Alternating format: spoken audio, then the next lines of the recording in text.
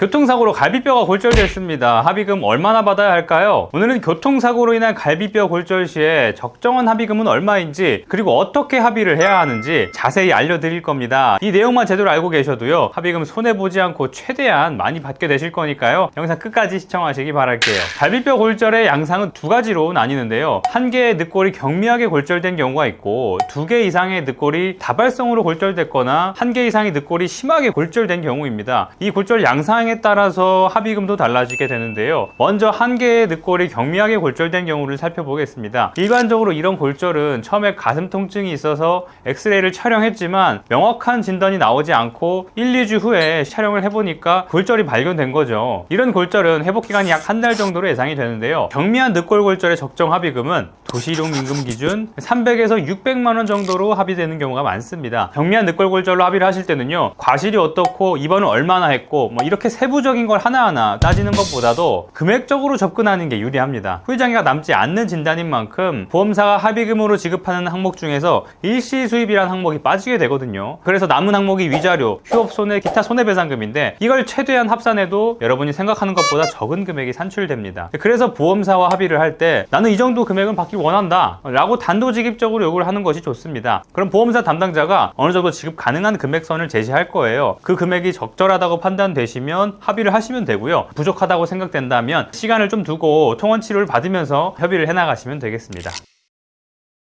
다음으로 두 개 이상의 늑골이 다발성 골절된 경우, 그리고 한 개 이상의 뼈가 심한 골절에 해당하는 경우인데요, 진단 주수가 6주까지 예상될 수 있고 입원 기간이 길어지고 후유장애가 남을 수 있기 때문에 합의금이 당연히 올라가야 되는 게 정상인데요, 하지만 보험사는 한 개의 늑골 골절이든 두 개의 골절이든 큰 차이를 두지 않는다는 겁니다. 그 이유는 늑골 골절에 대해서 후유장애를 인정하지 않기 때문인데요, 보험사는 다발성 골절이나 심한 골절이더라도 1, 2개월 뒤면 회복이 되기 때문에 후유장애를 인정할 수 없다고 주장을 합니다. 갈비뼈가 인접한 폐기능에 문제가 있어야만 후유장애를 인정하겠다고 주장하는 경우가 많습니다. 하지만 다발성 골절이면 한 달 이상 충분히 안정을 취해야 되고 최소 2, 3개월은 조심히 생활을 해야 됩니다. 이 늑골 골절이 생각보다 통증이 심하고 고생하는 진단이거든요. 제 고객분 중에 배달업 종사자분이 있었는데 사고로 갈비뼈가 골절이 됐어요. 근데 지금 사고 난 지 1년 가까이 되셨는데도 날씨가 안 좋을 땐 가슴 통증이 꽤 있다고 하시더라고요. 이런 부분을 보험사가 충분히 인정을 해야 되는데 그런 경우가 굉장히 드물다는 거죠.